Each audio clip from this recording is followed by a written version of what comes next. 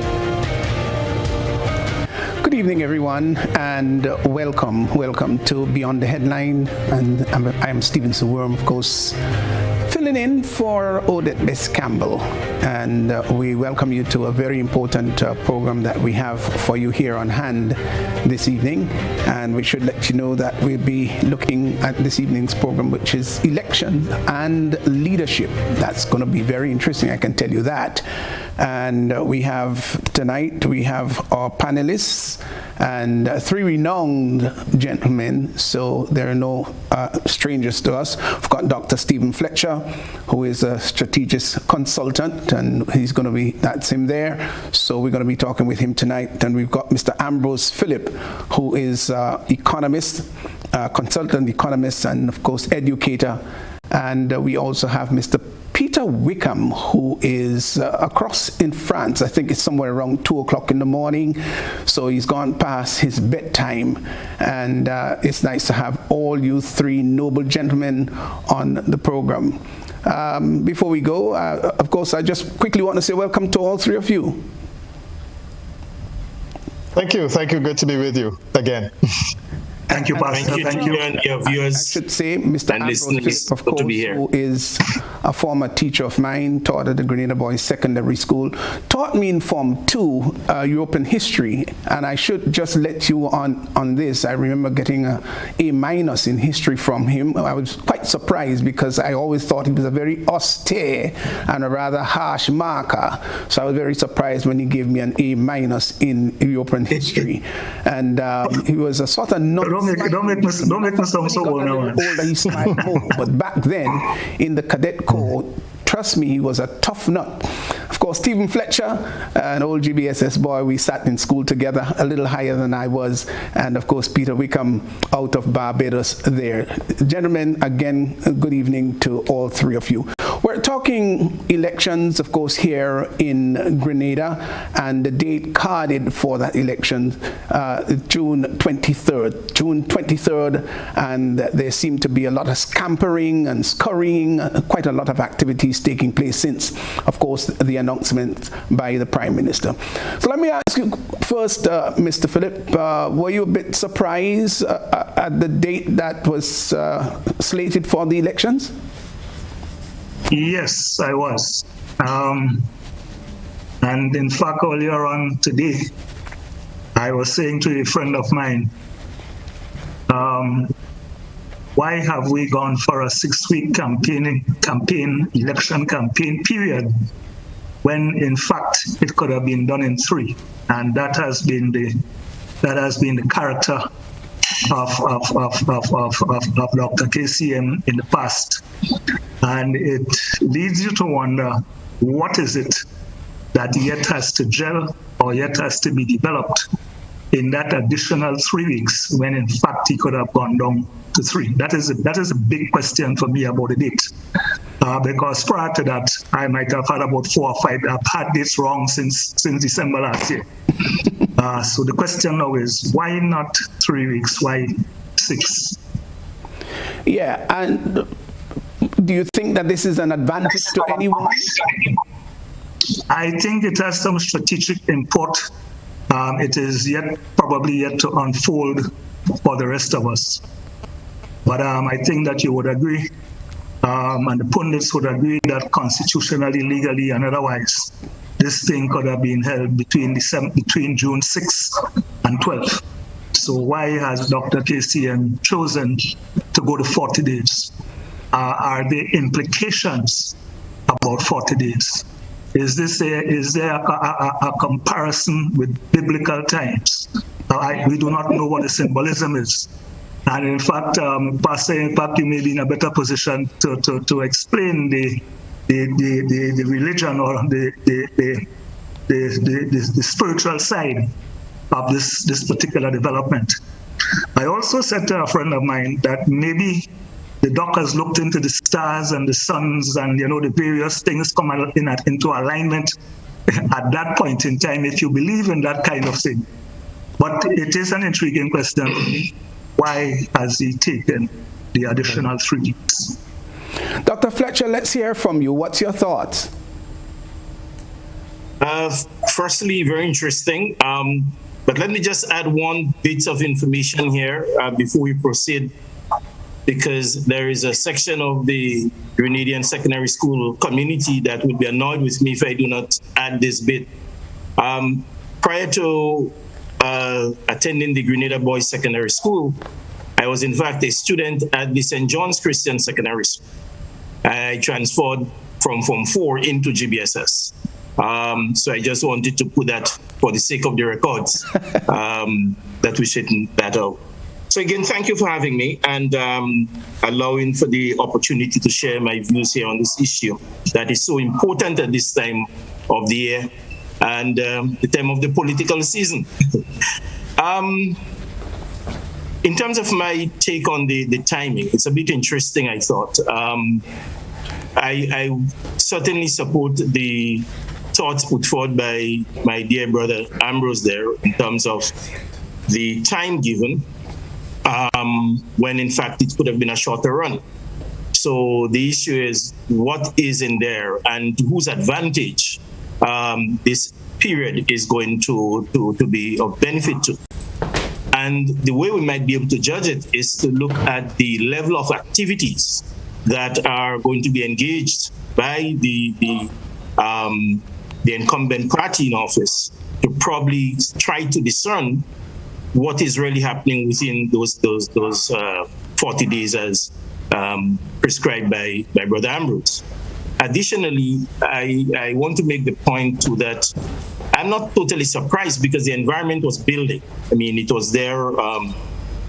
People were engaged, the parties were engaged in different activities, which was creating a political hype. And as I indicated to some of my colleagues, we got to compare this environment to somewhat of what happened between Russia and Ukraine, where Putin built up troops along the border. He built and come to the point when he had to make a decision, either he go in or he gets back out. The decision was to go in. So if you build up a certain amount of momentum, a certain amount of hype, then it was very obvious to me that the date was going to be called. There's another piece of that puzzle that we have to put in place as to why. I recall listening to one of the panelists, Mr. Peter Wickham, in which he drew an analogy, I think. I hope I got it right, Peter, in which he made the point that probably NDC would not get caught with their pants down at this point because by then they had announced their 15 candidates. But he might be able to catch them with their pants by the knees. We're not sure how up the knees right now, whether it's to the waistline or to the knees. Brother Wickham might be able to provide some clarification on this matter later on. But that also played into my mind as to the timing. There are some other softer issues though regarding the timing and the number of days given for registration that are a bit concerning. Two issues. One is that it is called at a time, and again, let me make this point abundantly clear that from a constitutional and legal point of view, the ruling party has an abundance of privilege to call the election at any time. Our system allows for that. So that is fine. But there are two things that were trending that I thought should have been taken into some consideration, or let me rephrase this, I do not know to what extent those were factored. One is we are witnessing at this time a rise in the number of COVID cases, right? So COVID is on the rise, and you have basically 1 day to register. So if you were to go around the island today and listen to reports, you would have heard of massive crowd gatherings and so on happening. And some might say that is beyond the point because we're having a set of shows and concerts all over the country. So, but the leadership issue will come in later on to discuss and distill this further. And for some schools, I've been hearing there is an issue of examination, right? And how that is going to play out in terms of the dates and venue and so forth. But this is all part of the political mix that we take into account. And it will be interesting to see how things develop in the next 4 or so weeks. And I suppose this is a topic of discussion for this evening. So this is my initial salvo, if I may say so. All right. Peter, let's go across to you, and thank you so much. It's gone past your bedtime, but you have on board, and you look fresh as ever. You know? Well, I try to. You don't look as though you've thanks. I never miss an opportunity to talk Grenadian politics, and this is an important point in time, just as the election has been called. Probably wasn't surprised that it's being called now, but let me just say that I think the urgency or the lack of urgency which we're hearing in terms of the number of days may have a lot to do with the fact that I don't know if Dr. Mitchell really intended to call the election early. My feeling is that he would probably have gone with his tradition, which is to go right down and take about 2 or 3 months before the election is due, which has really been the tradition that he has had. And certainly, if you recall, he spoke to the issue before and he said, look, I'm not rushing to call an election. In a situation where you have all these seats, there's less of an urgency to say, let me see if I can advantage the opposition. And I think that in that case, he probably would have called it a lot later, but my sense is that he is really responding to a deteriorating global situation where you have a war. The war is having a deleterious impact on the Grenadian economy, as it's having on every other economy. The price of fuel is galloping at an increasing rate, and it's going to be very, very difficult for him to shield the Grenadian population from what's coming at them. Now, it certainly is not his fault. I mean, he wasn't involved in the invasion of Russia, but at the same time, the invasion of Ukraine. But at the same time, the government has to take responsibility. So my sense is that he probably would have waited a lot longer, but I do feel that the imperative is really the war, and he is going in early. But technically speaking, he is not rushing because, I mean, he has until June next year to call the election. So I think the question of 30 or 40 days, maybe he figured, look, I need a little bit more time to get a few things done. But I think that fundamentally he is probably more committed to an election that is being called when it is due, more so than an early election. Yeah, well, you talk about the international activities, of course, with Ukraine and Russia involved, and in fact, practically the entire world has been affected by it in one way or the other. But let's just come right home here. There have been some activities also taking place right here in Grenada, right under our noses. We've had some industrial actions. We had the May Day situation where so many people were very vocal. In addition to that, we've had a few other industrial situations taking place. We had the fisher folk up in Worme who expressed their disappointment about certain issues that they finally got sorted out. Would that have had some sort of telling, some sort of effect on the Prime Minister's decision? Mr. Phillip, what's your thoughts? Well, to begin with, I don't think that the question of industrial protests, particularly at this time of year, is unusual. And I don't know that the labor movement generally has been a full 100% behind the current administration. In fact, as far as I know, one of the leading philosophers of the current administration still has his image wrapped in black in Green Street. So I don't know that is a significant impact. In every Labour Day for almost as long as I could remember, the Minister of Labour has not been exactly welcomed. In fact, there have been times when I myself have felt that the Labour movement has gone the route of disrespect rather than just simply disapproving of the policies or of the position of the government and of the Minister of Labour on Labour Day. So that is not new.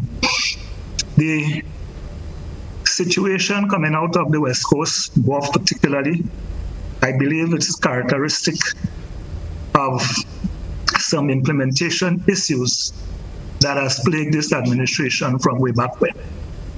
I hear my colleague, my Bajan colleague, on the question of the war. And I hear his position about the tendency towards this administration calling elections nearer the date. But I agree that this isn't a question of an ambush or a surprise. I think that there was enough opportunity to have caught the opposition with their pants nowhere in sight, not even anywhere near the leaves, nowhere in sight, if this election had been called between December and probably the end of January this year. In fact, to tell you the truth, I lost a bet on the election being held before February, because had I been KCM, I would have blown the NDC out of the water by calling that election before the end of January. I believe that this particular timing is influenced by two subsequent things. I'm not saying that the global situation does not play a part, but two other things need to be factored into. One, to all intents and purposes, it seems as though we are going to have Carnival. And from about the beginning of June, if it has not in fact started already, in fact, it happened on Labor Day, and it's going to continue to happen.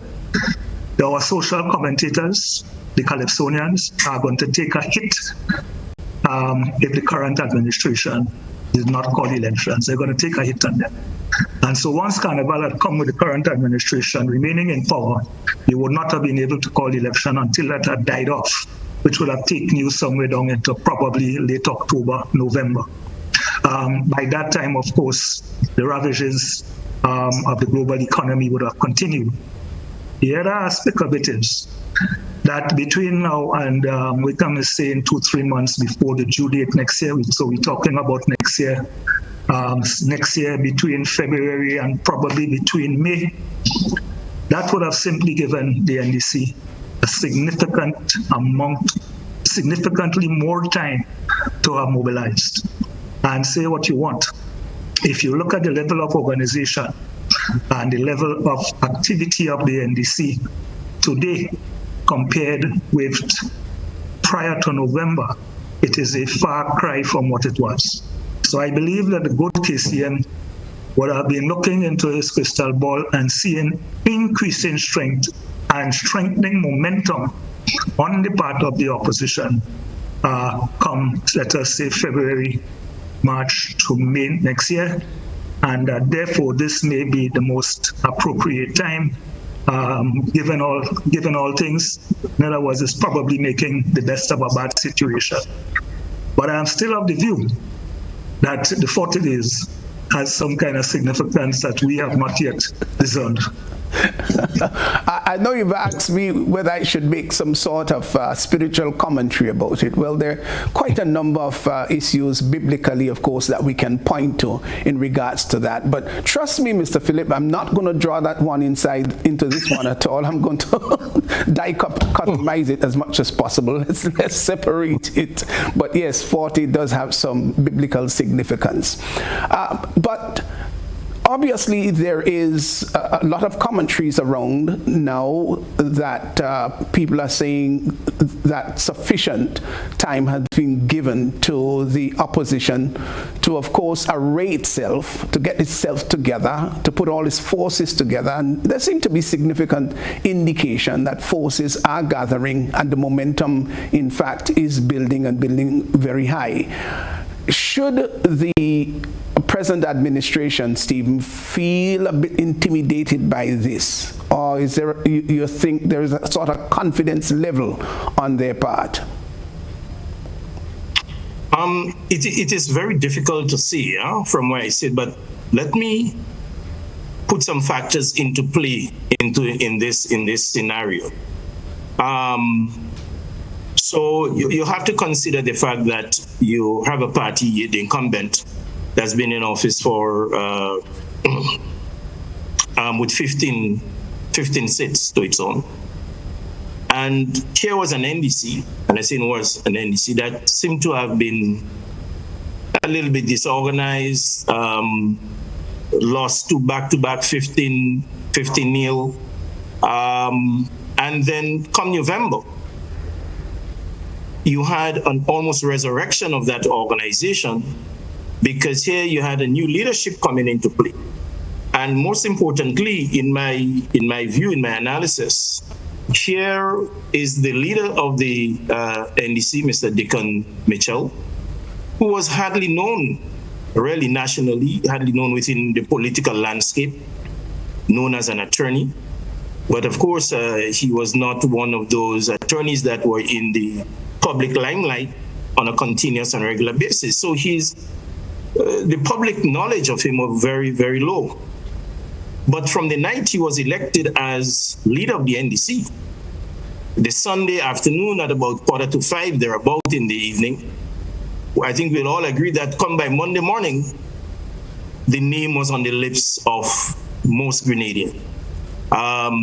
Overnight, the level of awareness of the name and the almost rebirth of the NDC started to be shown. And from then, the organization called the NDC, you could have seen a momentum being built, you could have seen organization coming into play, and certainly it was captured well by Peter when he made his commentary on those things. So I think this factor of the resuscitation of the NDC and the momentum, the vibes that was being created around the NDC, the new buzz around the NDC, would cause anyone to be of concern. Added to that, I want to say, so we had the emergence of the NDC. You could have seen a clear, trajectory. The interest in the organization and in the new leader hit an all-time high, and you see it on social media. It kept trending every time the young man emerged and speak on an issue and so on. You could have seen that rising tide. On the other hand, so this could be what we consider to be a pull factor. So normally we look in marketing terms, we look at the push and the pull factor. So there was this factor of the emergence of a new leader, a new team, a unified team that were attracting persons to its corners. On the other hand, you could have seen some level of discomfort within the support base of the other party.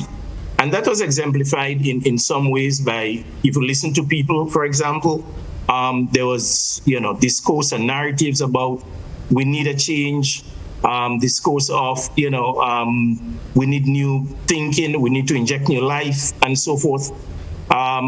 So this was happening. Now, the industrial actions that we see per se may not be directly related to or pose any immediate threat to the political support and the level of support of the governing party. However, these are symptoms sometimes you need to look at and ask yourself, what is happening under that? These are symptoms that we are seeing. Are these symptoms part of a deeper underlying problem that exists that can erode the support base of the incumbent party in office? And if it is discerned, well, this can lead, it is a spark that can lead into a fire. And those sparks were in fact pointing in some way to less of support to the incumbent party. You have to think, do I allow things to continue slipping? Because there are some push factors happening in the economy, some measure of industrial dispute, which are symptomatic of the problem. Because certainly the issue of the public servants and pensions and so on, and what we saw on May Day, could reasonably be constructed as symptoms of issues and problems. And whereas our May Day celebrations have traditionally been in that manner, but I think we'll all agree that when it reaches a certain pitch, and when the issues are deep and fundamental to any section of workers, there is political fallout. There is political fallout. It is not a determinant of how the elections is likely to play out, but they are indicators of something happening politically that may not necessarily favor. And I say may not necessarily favor, because there are times when we would have seen massive May Day outbursts with no political negative consequences to it. But when you put all of these factors into the bucket, into the mix, and you begin to discern it from a strategic point of view, at the strategic level, you begin to see the tactical implications of those actions. And therefore, I think these coming together, the convergence of all these forces, would have led to some thinking along the lines of, probably I should go now, Yeah. I will use the term that was used by Peter. Probably let's try catching them with their pants by the knees rather than up to the waist. At this point, I'm not sure where the pants is, but it is of concern. Peter might be able to give us an indication tonight as to where the pants. All right, well, Peter, we're going to come back to you. We're going to take a short break now, and listeners, of course, and viewers, we're looking at elections and leadership on Beyond the Headlines tonight. So we're going to take a short break, and then we'll be right back with our discussion.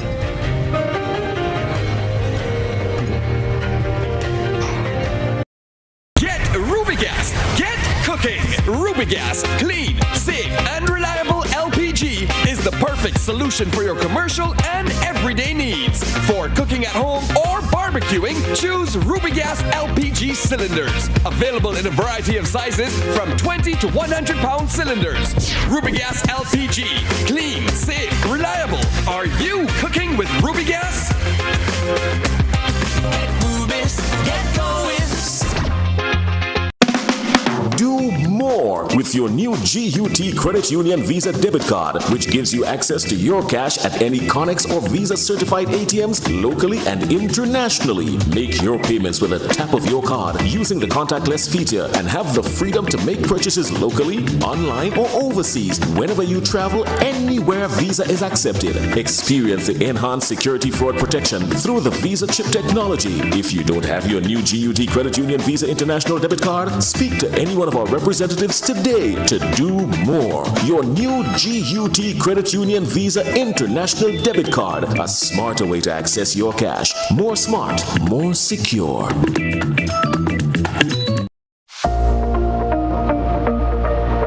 Hey man, when we come online, you only juking up the phone.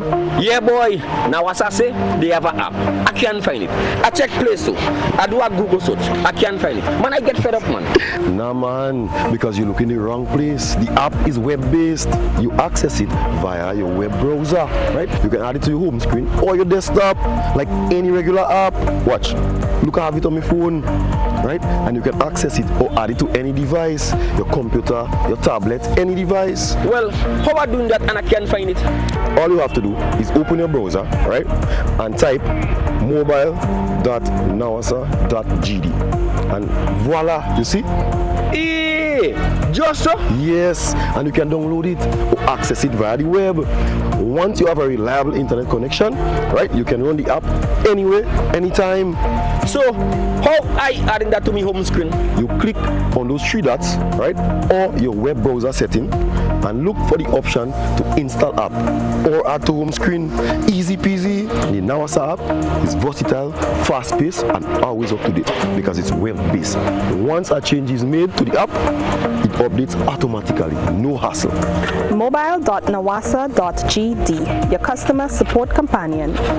If there was ever a time to keep and stay healthy, it's now! We at Hills and Valley are here to help you take deliberate steps to maintain your health. We stayed true to maintaining the most comprehensive rates while stocking the widest range of medicines and health devices, including personal protective equipment. There are so many benefits shopping with us. You get great savings through discounts for senior citizens and reward cards for loyal customers. Ask about owning yours today. Visit us at Halifax and Grenville Street, St. George, Jubilee Street opposite the Grenville Bus Terminal, and at Hillsborough, Carrico. Our wholesale distribution on Halifax Street also stocks the widest range of pharmaceuticals. We are with you on the hills and in the valleys. We are Hills and Valley Pharmacy.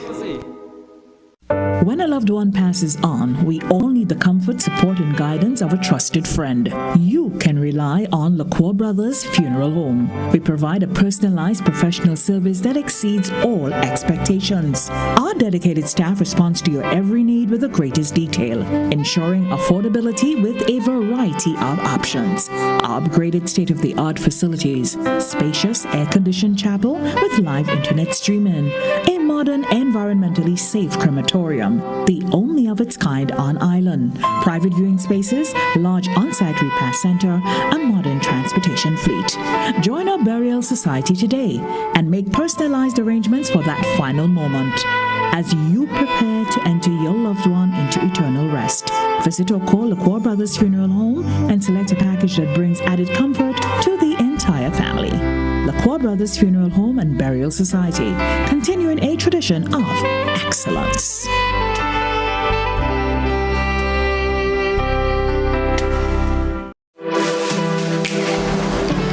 here is a little known fact. There is only one place in Grenada that you can get an MRI scan done. That place is Speysile Imaging Center. Yes, Grenada, that's the truth. Other centers could offer you other scans, but Speysile Imaging provides an authentic MRI scan. Here's another little known fact. Speysile Imaging has 3 centers. We operate at Grenville, the Carnage, and at the Ocean House, Grandlands. We provide the widest range of laboratory tests and services. CT scans, x-rays, mammograms, ultrasounds, and a host of other services. We are fully staffed by a team of family doctors and specialists. Call us today at 444-7679. or 406-1500, or visit any of our 3 locations. Speysile Imaging, from seeing the doctor to getting lab tests, scans, and pharmacy services. We are here to take care of you.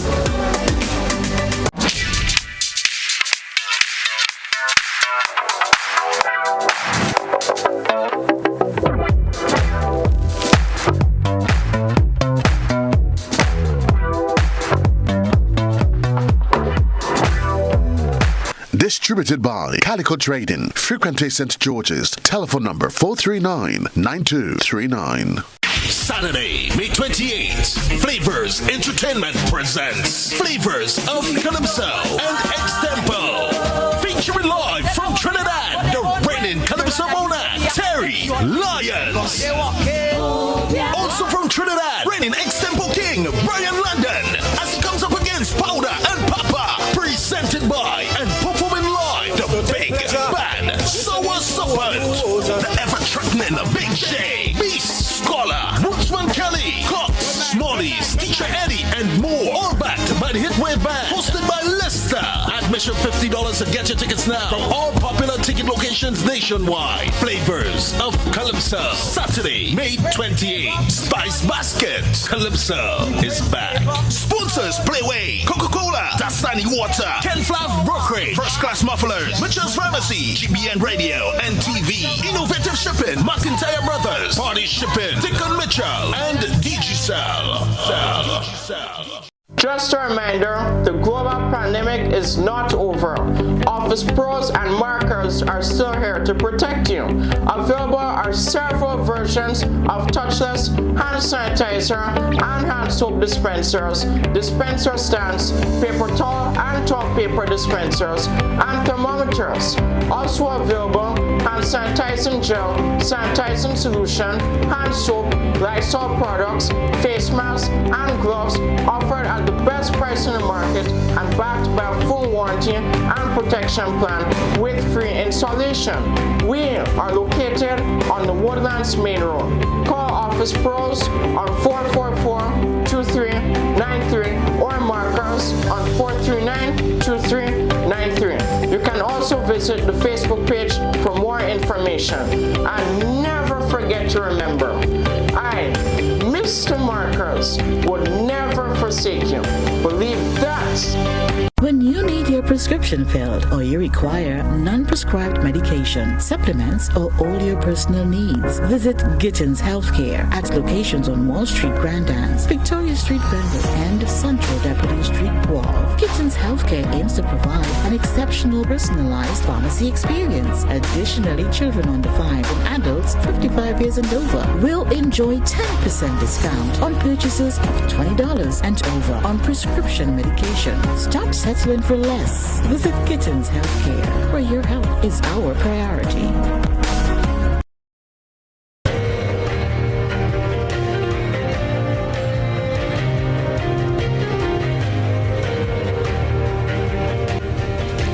And welcome back. And of course, we've got experts. Tonight, we're looking at election and leadership.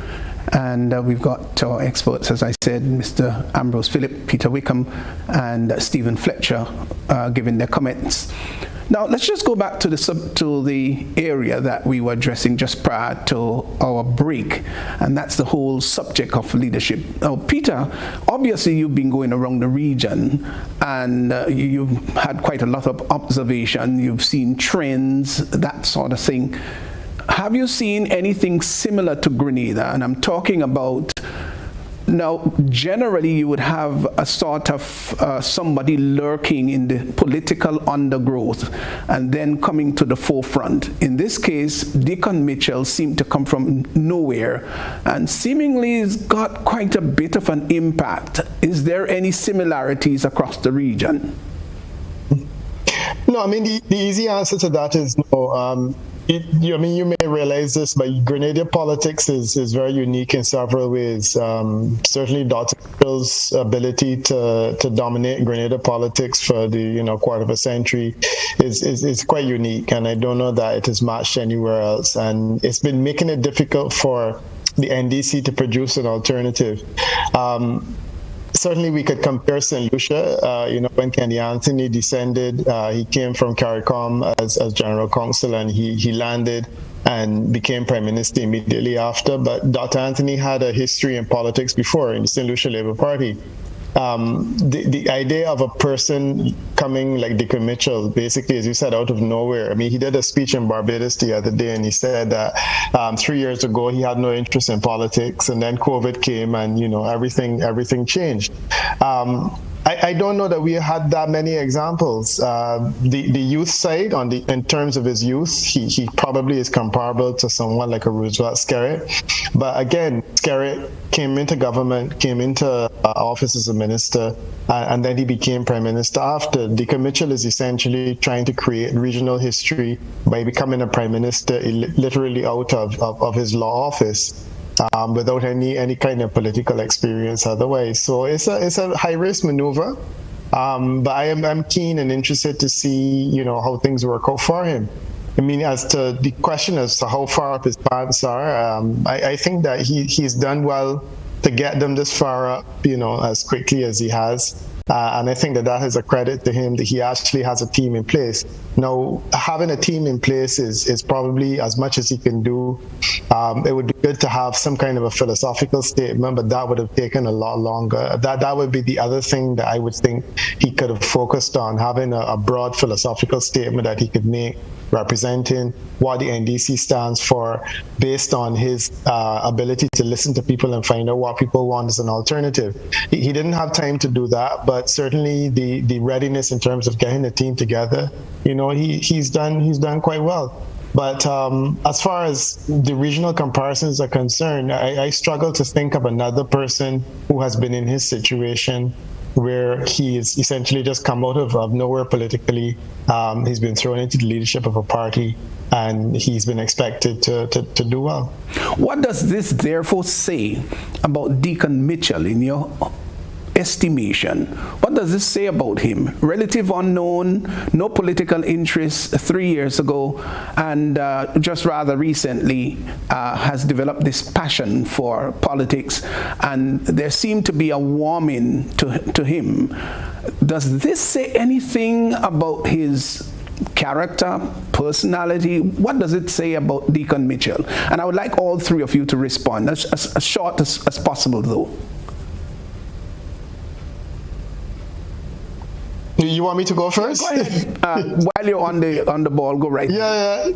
I don't know if I would want to go as far as to say that it says anything about him. Look, the NDC is in a peculiar position. The NDC has tried essentially the old guard. I think that they wanted a young Turk. He was a young Turk that was available, and they said, let's run with him. As to his character and things like that, I don't know if I would want to go deeply into it and say he clearly is a brave individual. To be able to try doing this. But beyond the bravery, I don't know that we can learn anything more from his willingness to take up the mantle and to run with it at this point in time. Stephen? Yeah, I think a lot has been could be said about the rise of Deacon. I have always explained it by the convergence of two critical things. Three, actually. One is the fact that the NDC as a party at the time when they can emerge as leader, the party was looking for leadership. They were in dire straits, they lost 2 back-to-back elections. Leadership was temporary. In fact, the political leader was not termed a political leader. I think he was called the acting political leader. So certainly the party was not firmly in the hands of a leader, and the party needed leadership.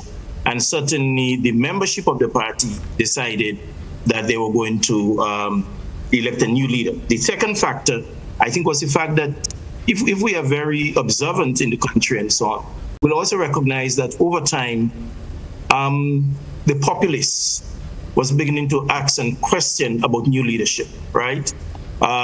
Especially when they recognized the incumbent was there holding on and there was no obvious successor.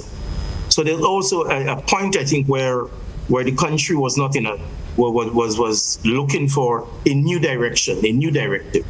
And then came the third factor, Dick Mitchell, who was unknown. And it came at a time when people were generally becoming not really hype about political representative anymore. People started wanting to talk about having someone that doesn't have a political baggage, is somebody that is fresh, somebody that is new, that the country needed a new breath of life, a fresh air.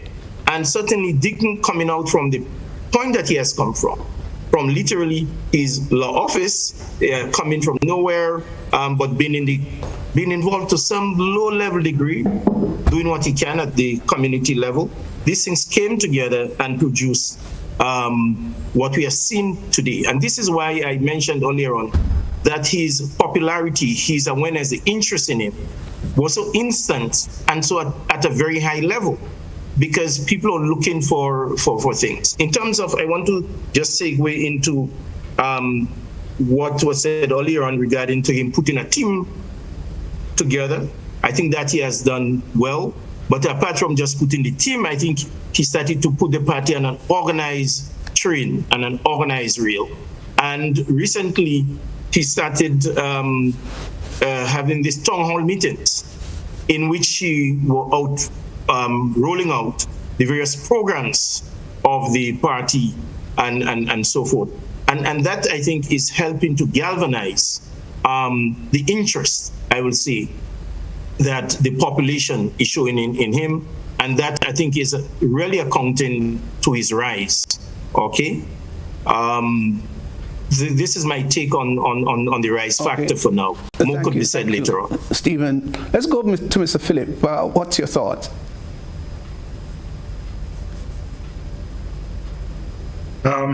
First of all, I think it is a tribute to Deacon himself that he appears to have been able to accomplish so much in so short a time. However, that is an indication as to the level of morass that the NDC had found itself in prior to November 2021. The NDC was in a hole. And I think it is credit to Deacon that it appears to have been able to dig itself out of that hole. Secondly, is the question of his youth. I believe he is somewhere, I don't think he has reached his mid-40s yet. He's somewhere between 42 and 45. And this country, in the past, has appreciated a youthful element. If we go back to the struggles of 1974, when the NJM was just emerging, when Unison, Morris, Ken Radix, and company were just coming onto the scene, you were seeing that kind of manifestation. Thirdly, is probably a reflection of the character of Grenada politics. People talk about Uncle Tilly, but Tilly was never regarded as a charismatic leader. I don't know that people would have climbed Mount Everest for Tilly. But Tilly did represent certain things that everybody understood. I am not too sure exactly what Deacon stands for yet. But I'm certainly seeing elements of the charismatic leader coming out. If you look at that recording of the town hall meeting in Latant 2 or 3 days ago, you will see what I'm talking about. And truth be told, or well, let me say not truth, but it is my opinion that Grenadians like chiefs. We believe in chiefs. The organization and the backwheel leadership that Tilly provided is not what Grenadians want. We want a front seat driver. And if you look at Deacon in that Latant meeting, you are seeing elements of charisma. You're seeing elements of machismo coming out. The question is, how can he consolidate that? How can he make this an appeal to the broad mass of people across age lines, across class lines, right? Appealing to the common man, appealing to the middle class and so on. And also, in terms of his own portrayal of being the people's man, his own portrayal of doing that which is correct, because one of the things that we certainly can't say about Grenada at this point in time is that we do anything correct. We seem to do anything vice. So is the element of principle, is the element of organization, the thrust towards system, towards structure that you would have witnessed under the Tillman administration.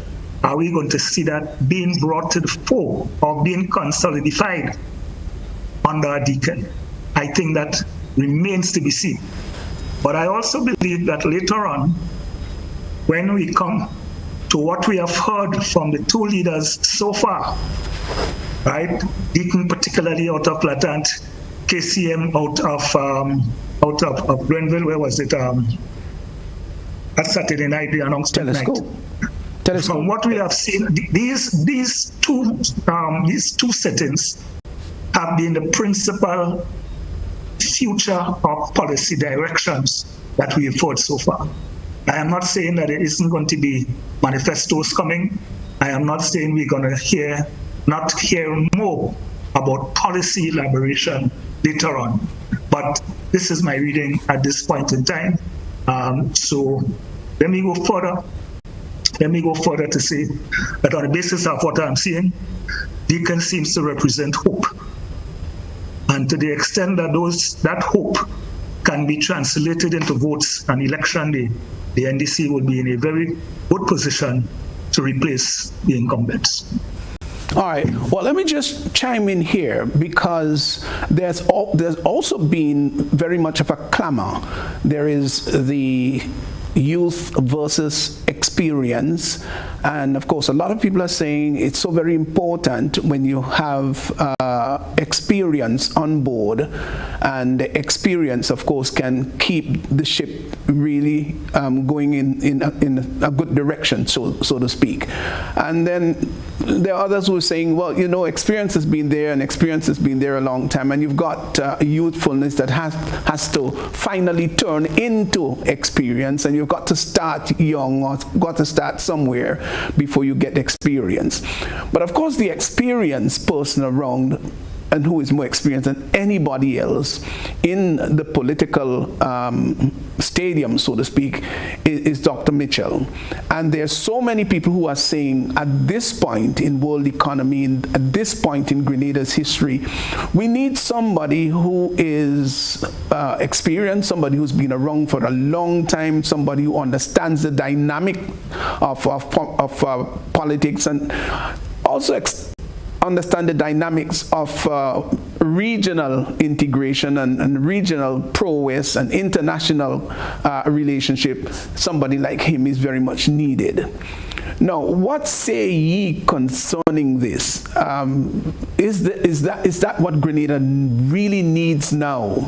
That experienced person on the helm?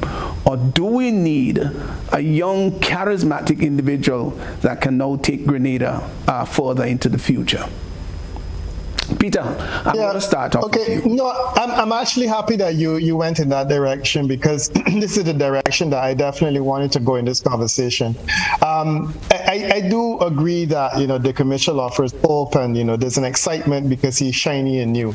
At the same time, however, I am not yet convinced that he is necessarily the answer to all of the NDC's problems, because I think it still has to be assessment on the part of the people.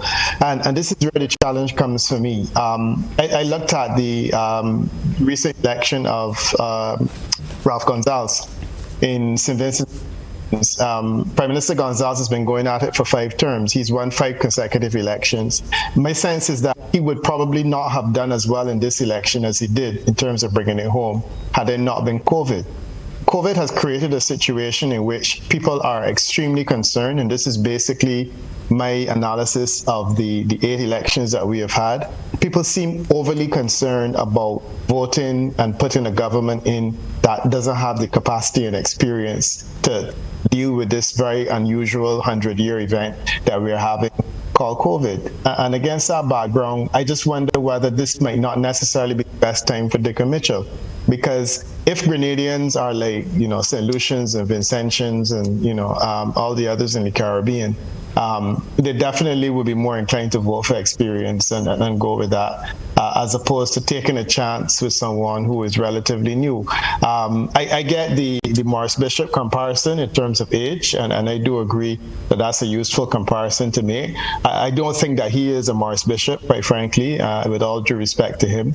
But I do think that there is a demonstration clearly that Grenadians could go with someone that is as youthful and inexperienced as he is. But I do feel that he faces that challenge, that this is not necessarily the time that Grenadians are going to, if they are like the others in the Caribbean, they're going to want to take a chance on someone who has never been in government before.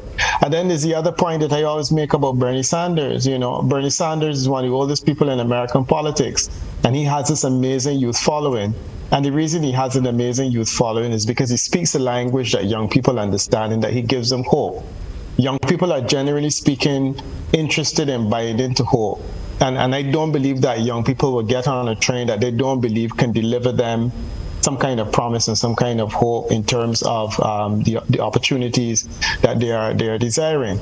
If young people see in Dr. Mitchell the opportunity or the hope to get somewhere in terms of their career and their life and whatnot, they will go with him. And, it would be interesting to see, but I'm saying that we have to be careful. We don't assume that because he is shiny and new, that automatically it's a home run that he wins, because he has those 2 factors. There's the Bernie Sanders, and then there's also the Ralph Gonsalves comparison. And I think that they're both particularly relevant here.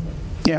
Well, I think there are a lot of people who are going to be saying too, but Dr. Mitchell cannot go on forever. He's been around for a long time, and there must be some point in which he would no longer be able to do what he's doing and what he has done over the years. Is it this point? And what cutoff point is this? And of course, this is what a lot of people have been saying in recent times. He has served very well in many capacities, but there's so many people who are saying that, look, he is getting long in age. It is time for new blood. It's time for new vision. It's time for new opinions. It's time for new destiny. It's time for new ideas. Those are the sort of things that we're hearing around now. Now, just looking at the whole composition, because there seem to be quite a number of new faces around. And when I say new, I mean in terms of age, that sort of thing. We do not have a lot of old guards in the NDC. Now, going back to the revolution, we had a situation where there were many young people. Morris was just around 35 when he became prime minister. Bernard, his deputy, around the same age, so to speak. Unison Whiteman. I think Hudson Austin might have been the oldest among the lot. But you had a lot of young people there, and some pundits and some analysts felt that, well, you know, one of the reasons the revolution fell apart was not necessarily counter-revolutionaries or because the Americans intervened and taunted the Grenada at all, but the fact that there was that sort of youthfulness there, and there was the sort of lack of experience. And I know that that is one of the things that have been said over the years. But we're in a situation now where it's young versus old in terms of leadership. Does Grenada need something young and inspiring? Does Grenada need something experienced? And as in fact Peter says, especially in the sort of critical era that we now live in, a pandemic era, and who knows how long that is going to go through. Who really needs it more? Who do we need more? That older head or that younger head? Let's go to you, Stephen. Any quick comment on that before we go on to something else? Yeah, I may have to crave your indulgence for an extra 30 seconds on this matter, because really it goes to the core of the question today on leadership in election. Mm-hmm. It really goes to the core question, and we need to spend some time to unravel this issue. I do believe that leaders are born out of situations and circumstances. It throws up leadership.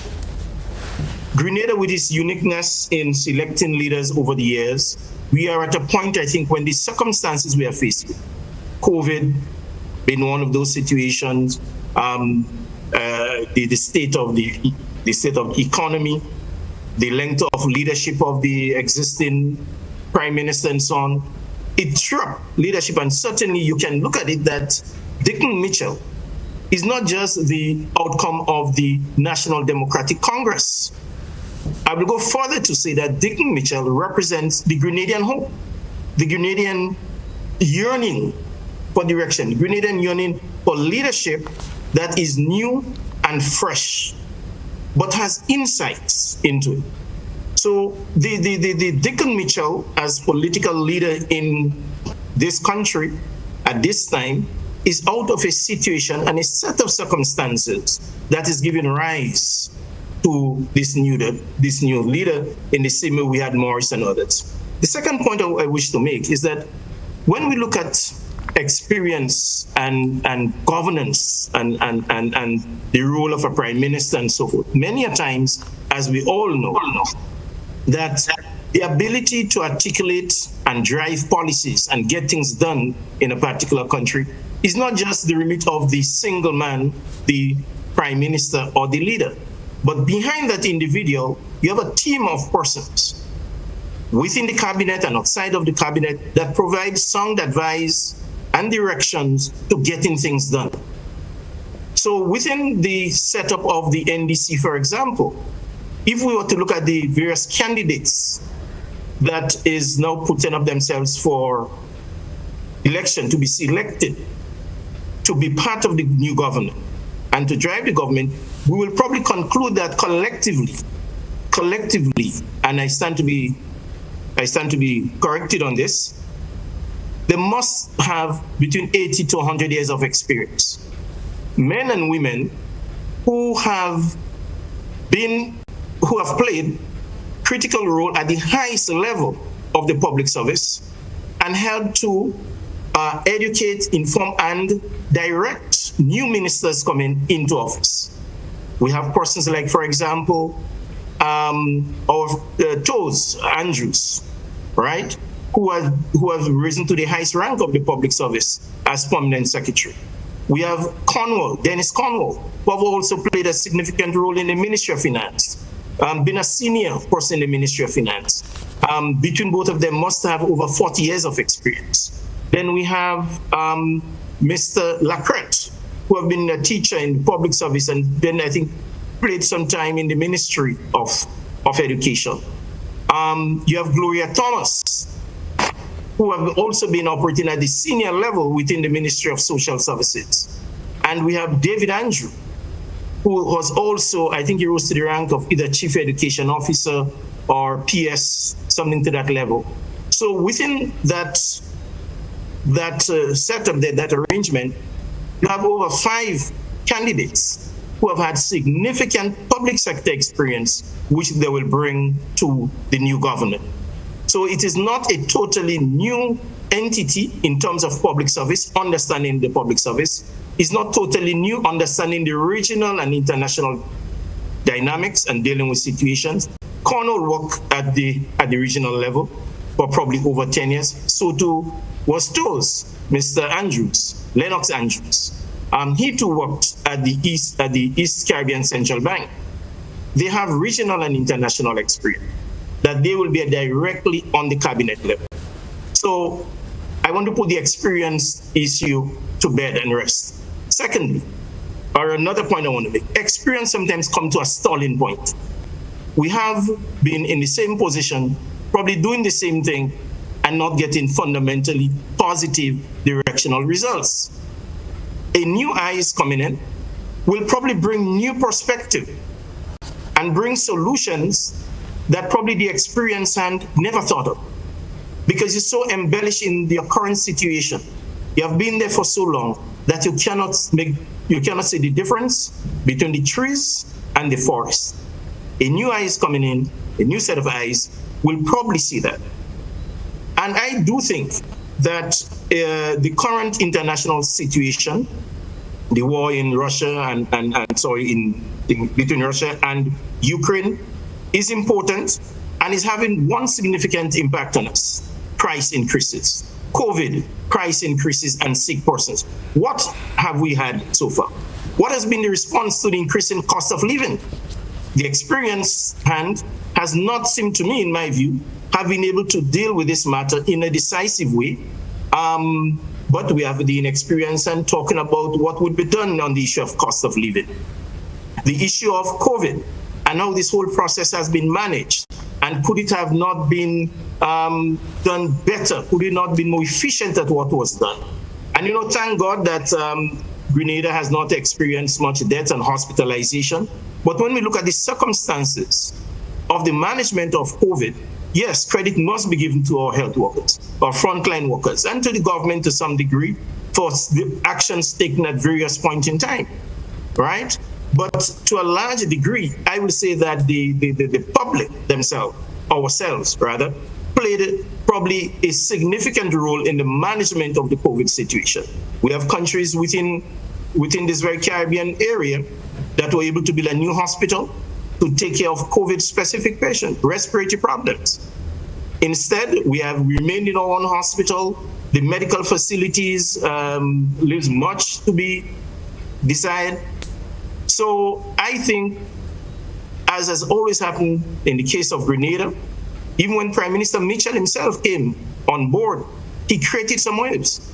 And every political leader takes things up a notch, as is expected, but to come to a point where probably a new set of eyes will take us to the other level that we need to get to as a country in 2022. And probably this is where the opportunities exist for Dickon Mitchell and his team to come in at this point in time and really take us down a path of greater hope, greater prosperity for all our people, and I say for all of our people, more equity within the Grenadian system, more fairness, and a greater sense of social justice, right? And probably an inexperienced hand, if we are to describe it that way, will probably bring some better fruits for us. Okay. But let me end this by saying this, I'll give you 20 seconds, Steve. that it is not a totally inexperienced team that we are looking at. All right, thanks. Okay, Mr. Ambrose, Phillip, I'm just going to go across to you. Now, a couple of months ago, there was, in fact, quite a lot of clamor for succession planning. And I think even within the context of the new National Party, we heard several individuals coming out, supporters of the party, and saying, we need to have succession planning. And I think that there was, in fact, a committee set up headed by Mr. Boson, Anthony Boson, to look into that very important subject matter of the way forward and the future of the new National Party. What sort of effect do you think that it really had on the new National Party, if any at all, this call for new leadership, fresh leadership? Well, first of all, Pastor, I think you've been unfair to me, because you're throwing a new question at me without affording me an opportunity. Oh, okay. So comment as my two other colleagues have commented on the overall leadership. I want to be as fair as possible. So while I am going to address that. Okay. But So let me go my back. former teacher, out of respect, let me allow you to address it and then take up what I've just put forward. Also, thanks. Let me take what you put forward. I don't know if the NNP is prepared to have Mugabe in power when he is 90-something. And it has been clear to me, and I seem to recall that there was an election announcement back in 2008 in a meeting in Grenville, when Alexandra Otway, in fact, was on the platform, where we heard commitments about who would be running for the last time. So the objective reality is that the question of succession planning is not something which is new. It is not something to which the NNP did not seem to have given some thought before. So that is in response to your last question. Prior to the advent of Deacon Mitchell, in my view, both parties faced a crisis of leadership. Once upon a time, before Bola had retired and suddenly made a comeback a year and a half or so ago, Bola was supposed to have been the great hope. There was talk about Clarice Modest at one point in time. There was talk of a bright young lady out of London coming back to bail out the NNP, right? And these kinds of talk have been around for a little while. So it isn't something which has emerged with the advent of Deacon in the NEC. It has been something which has been on the cards in respect of both parties for a while. Let us look overall now at the question of the leadership of the two. I think objectively that the jury is still out. Objectively, the jury is still out. In other words, we have not had a tried and tested leader in Deacon Mitchell. What we have in Deacon Mitchell is hope. We have seen over the past few months that he has been able to galvanize elements of a moribund party back into some life. If that is going to be what is going to be is going to have a ripple effect across the country in terms of the country leadership, I will say all power to Deacon on that. But objectively, we don't know. If we are to be fair, we have to say that you have to give the NNP a passing grade for the management of the economy, particularly since COVID times. It could have been worse. At the same time, however, the NNP must take responsibility for our demise, especially since the advent of Ivan. One of the boasts that the NNP has made, and it has always amused me, is how much they love the poor. And it seems to be really true, because our poverty levels, by all statistics, by all measures, continue to move upward. Once upon a time, we were dealing with untenable unemployment rates in the vicinity of 25 to 27%. I understand that there are quotations now of unemployment reaching 40%. So that cannot be a measure of good success. However, with respect to the fiscal, the balance of payments and all the rest of it, if you have listened or looked at the reports coming out of the FROC, and I don't know that the FROC was headed by somebody who was a bosom buddy of the NNP, the reports coming out of FROC indicate that there has been a measure of success in these things. There is, however, a fundamental matter between the management of the economy, the recurrent management of the economy, and the overall direction in which we are going. Our government does not seem to have had a philosophic outline as to what the long-term plans, notwithstanding, I think there is, Stephen, what is there? Is there a plan to 2030 or something of the sort? Sustainable Development Plan. Notwithstanding that, what are the philosophical dimensions that we ought to be pursuing? It is interesting that we can make reference to Bernie Sanders. Bernie Sanders is the nearest thing in America to a socialist. That is the objective reality. Look at the kinds of programs that Bernie Sanders has advocated and has spoken for. He is the nearest thing to a socialist in the United States. And who has been one of the mentors of Bernie Sanders? One of the mentors of Bernie Sanders and one of the platforms that Bernie Sanders has advocated is in fact a Frenchman, and Wickham should know him, a Frenchman called Piketty. Piketty, who has advocated a redistribution of the wealth of nations across broader lines. Piketty's, in fact, platform is that everybody should be entitled to some basic minimum wage. Everybody, whether or not you're working.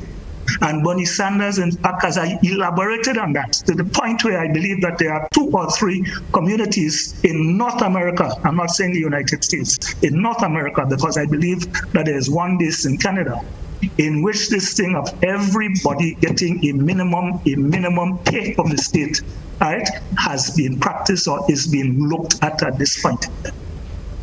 Bernie Sanders differs from your mainstream politicians, your Biden, your Trump, your Obama, and all the rest of it, has been in his philosophical approach to, in America we can't talk about in development, but in remaining as a developed and superpower. And in my view, in the context of Grenada, this is what we need, a philosophical direction as to how to get, where to go and how to get there. We have managed to survive. Since the demise of the revolution, we have managed to survive on a policy of laissez-faire. And because of this laissez-faire policy, the social net has to get broader and broader because people are falling through the cracks. We have not significantly addressed the collapse of the rural economy. We continue to build concrete and to believe that concrete will never provide permanent jobs. Concrete will continue to provide temporary jobs as we move from project to project.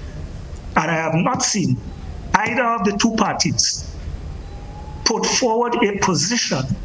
Well, I can't say any of the 2 parties, because if we go back to the town hall meeting of Latant, you heard Deacon mention probably on 3 occasions the question of transformation. And the question of transformation, in my view, to have a sustainable development plan for Grenada has to be addressed.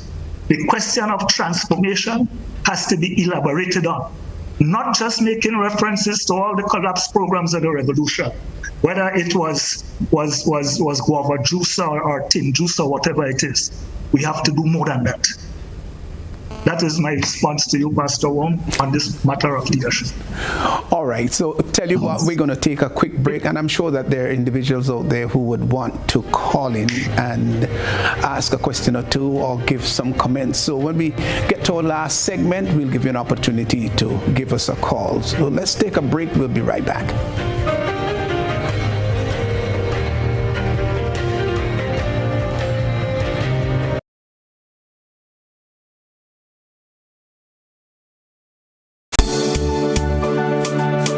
Prosperity really matters to you. Come home to Grenada Cooperative Bank. Since 1932, we have shared the same values: financial diligence, investing with prudence, transparent compliance, consistent performance. Welcome home, Grenada. No matter the economic climb, we always stand the test of time. Welcome home, Grenada, the bank that goes the extra mile. Welcome home, Grenada, the bank that serves with a smile. Welcome to a bank you can truly call your own. Grenada Cooperative Bank. We care because you matter. Co-op Bank. Welcome home. GRENDEC Community Partnership Initiative. Leicester is the main fishing village in Carriacou, and we have lost a big part of the reef system around Carriacou over the years. The GRENDEC funding will target relocating by rock structures, and a lot of the reefs that we have lost we can replace. So I think we're really grateful and thankful to GRENDEC for coming through with that funding for us. GRENDEC, energizing our community. Have you heard about the new soft weave bathroom tissue with total hygiene? As hygiene and safety have taken center stage, our bathroom tissue is now manufactured with 3 different technologies to offer the best protection for you and your family. UVC light technology for a safe and effective disinfection process, eliminating 99.9% of microorganisms. Also, production at high temperatures, killing all types of germs and bacteria. And it's pH controlled with delicate fibers to prevent irritation for even sensitive skin. Soft Weave Total Hygiene Bathroom Tissue, available in supermarkets and shops island-wide. Visit Soft Weave Caribbean Facebook or Instagram pages for more information.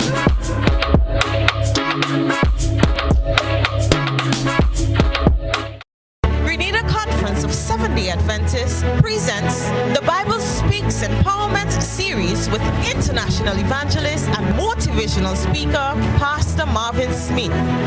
Join us for this life-changing series starting Saturday, 21st of May and continuing nightly at Maribor Seventh-day Adventist Church in St. Andrews.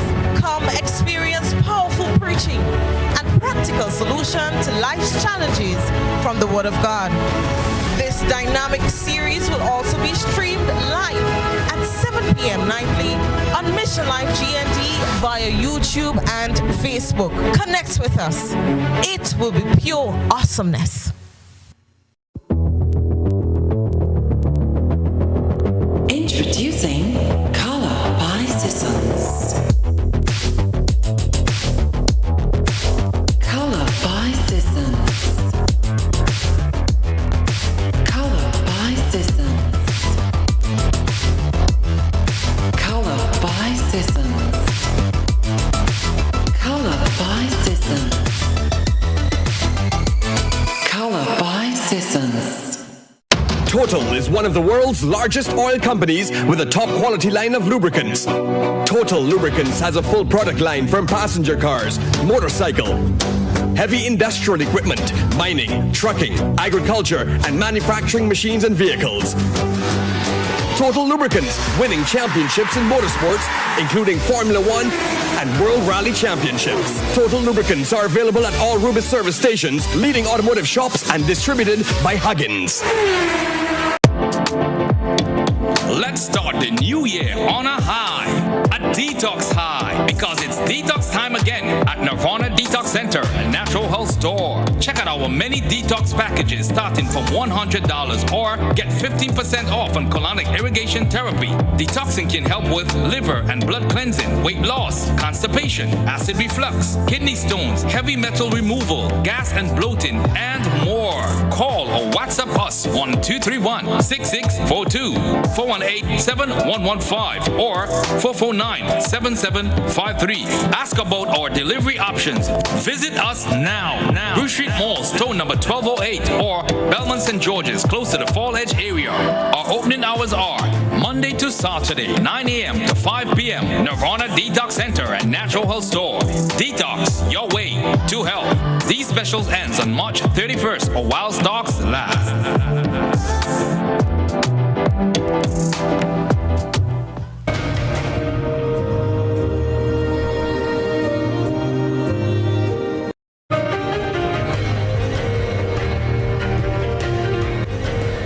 And welcome back. We're talking elections and, of course, leadership.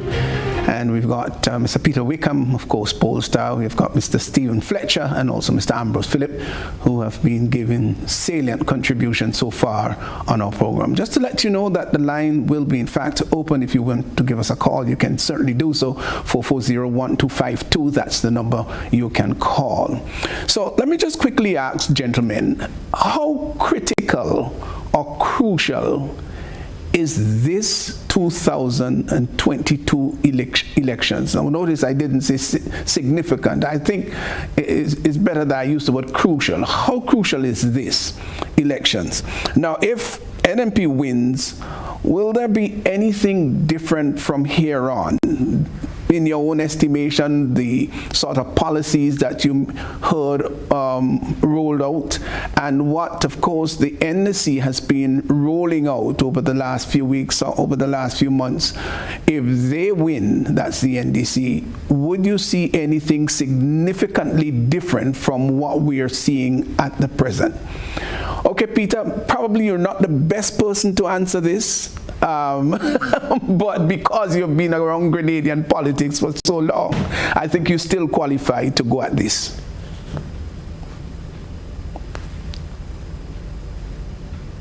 Change election. I think that this is a maintenance election. And my sense is that because of the times that we are in, I believe Canadians are expecting a person that will get them back on track in terms of where they were, in terms of the growth path.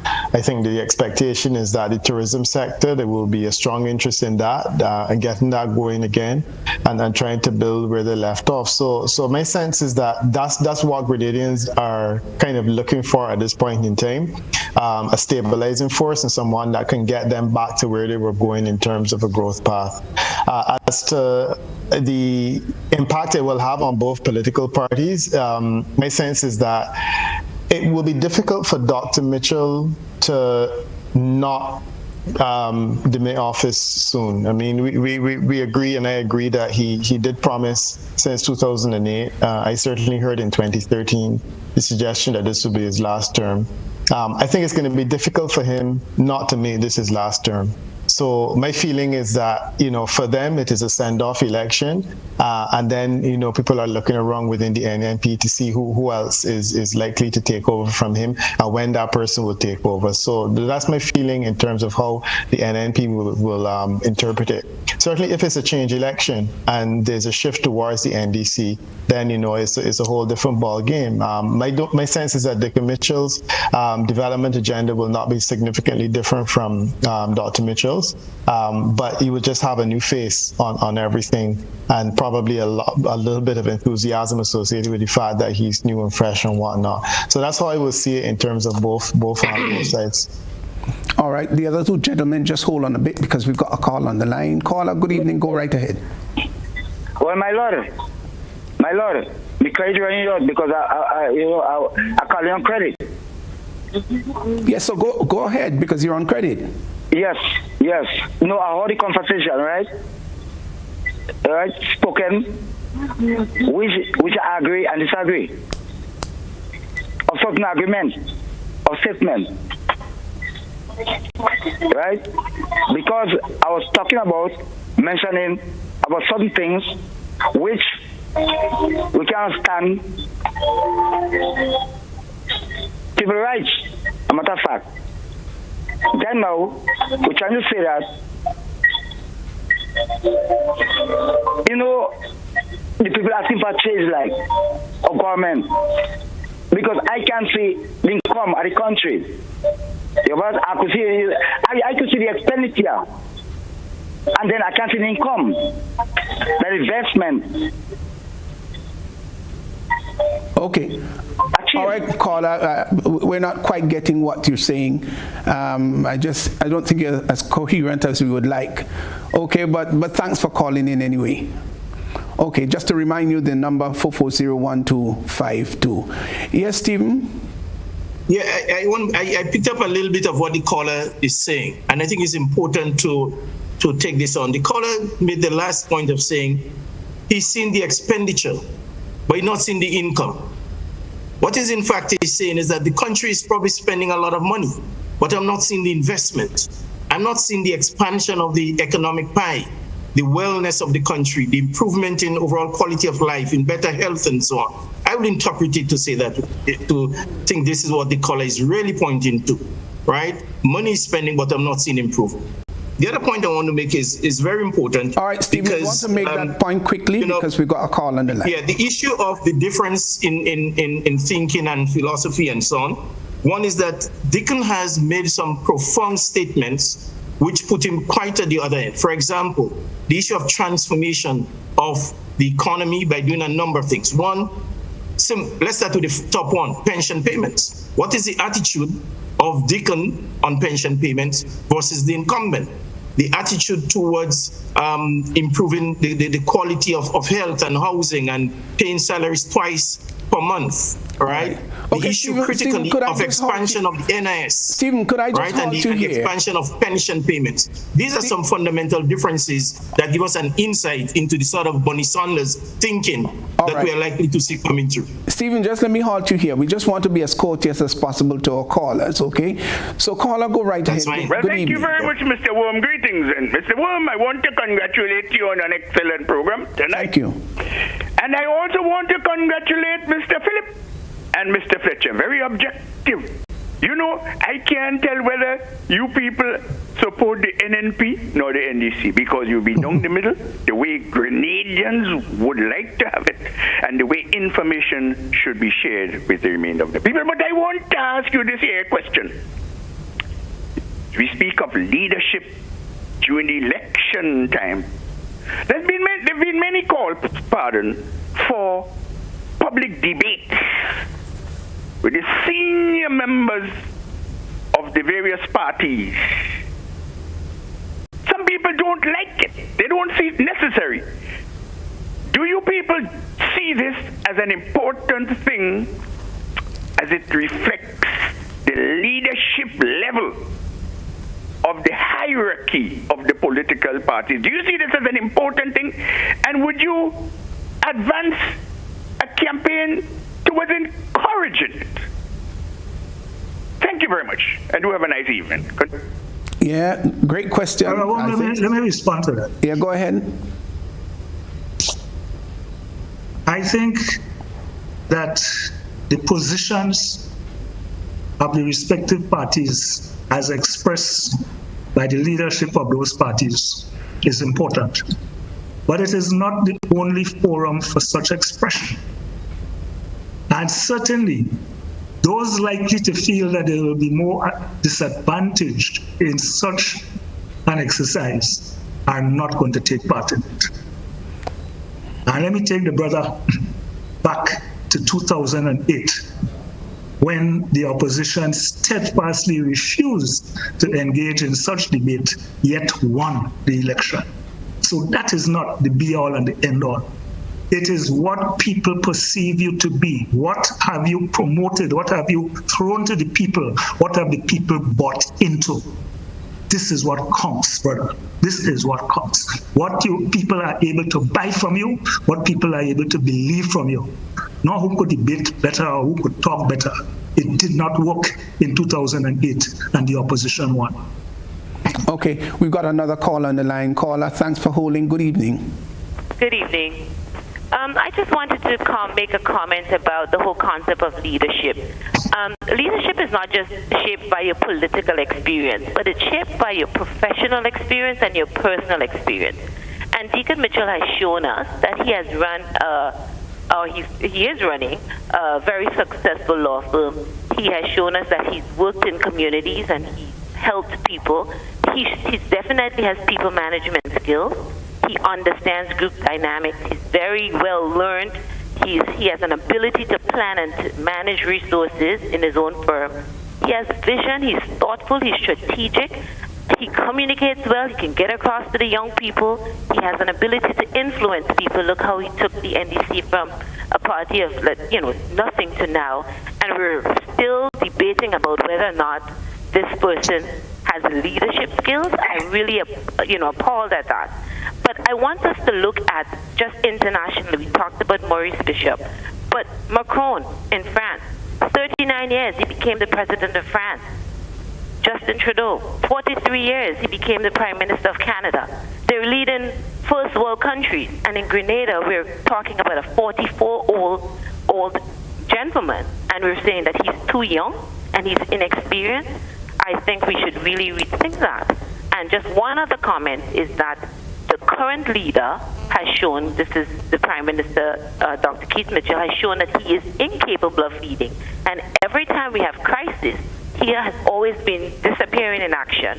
And we can tell, and Mr. Phillip said it, that this country is just going deeper and deeper into poverty. And if we think that we want to continue with this kind of leadership, it's a sad time for Grenada. And I would just say Grenada needs a change, and that we should give Deacon Mitchell, a proven leader in his professional stance, a chance to run Grenada and take it forward. Okay, Carla, thank you so very much. Thank you for your that sounded like a paid political advertisement, which she's entitled to make, and there's no problem there.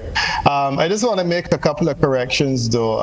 The comparison with both Trudeau and Macron is an unfortunate one. Macron was the youngest Minister of Finance in France. And he's now become the youngest president and the only one to have won twice. I think the comparison is an unfortunate one, because you're talking about a person who was in politics and active and had a political career before he became president, and you're comparing him to Deacon Mitchell, who comes out of a law office and attempts to become prime minister. And I find that in many ways we're speaking as though he's already won the election, and I'm saying, the promise is there, but let's see how things work out, because he has not faced an election yet, either internally or externally within the party. Only internally within the party and won. But, the lady and others have spoken as though he's already won the race, and I am not sure, the basis on which all of these assumptions was made. The comparison with Trudeau is also an interesting one. Trudeau's political pedigree, I think, is pretty well known, and again, I don't know that the comparison can be made there. Yeah. Okay. Well, the truth is. Pastor, let me go back. Hold on, Mr. Phillip. I'm going to come to you shortly, because we also have a caller. So let me just quickly say this. The truth is, everybody's got to start somewhere. And it's not always good to give a personal example, but I started cricket commentary, and I never got 1 day of training with a microphone or anything like that, and turned out to be an international commentator. The issue is that we've got to start somewhere, and a lot has to do with your calling, a lot has to do with your potential, a lot has to do with the drive and things that you have passion about. When you have all of these combination factors, that's going to kind of catapult you into where you really want to go in life. Let's go to the other caller. Caller, good evening. Thanks for holding. Evening. Yes, go right ahead. I just want to say tonight that, since Deacon Mitchell come on the scene, they select him for the leadership of the NDC. You could have feel the vibes of the people. You could have seen the stress. You could have heard the complaint about the people in this country was so under so much stress, And then since this man coming, some people don't get nothing, no money, no handout. Just listening to that man address you, and it bring hope to many of you. So I just want to congratulate you. Sometimes when you hear our Prime Minister always mentioning that you pay salary on time, you pay salary on time. But you pay salary, somebody get paid on a Friday. By Wednesday, they come and they ask you to lend them at $10, lend them at $20 to pay back, to still come back to work. So I'm wondering why, how you hold on to the salary paying on time, right? And it's not benefiting much of you people. So all this thing making you get annoyed, because you can't see the produce of the salary paying at time. When you go on the shelf and you see the prices, our Prime Minister don't do nothing to say, let me take out some of the tax and the ordinary food in the shelf to help the same people. Sometimes when you're working hard, you see people, young people that could walk, riding one another back to get $200 or $300. You eat that breaking you down instead of giving the people a job, giving them something to do that they could able to own a salary. You just giving out. So all that breaking down the people. So I just want to thank God and ask God to bless this young man and continue to give hope. Some people they don't want just a little talk. Hear them, you listen to them, that they talk to you, and you know that they care for you. That gives you strength. Okay, caller, thank you very much. Thanks for your contribution. Mr. Phillip, I know that you were on the verge of saying something, but I just want to back up a little bit because you made the comment about the poverty situation in Grenada verging around 40% thereabout. Now, is Grenada significantly different from the rest of the Caribbean region? Is there any reason for us to become alarmed in contrast to what's taking place in other Caribbean territories? With all respect to you, Pastor Worme, I'm not living in the rest of the Caribbean. I'm living in Grenada.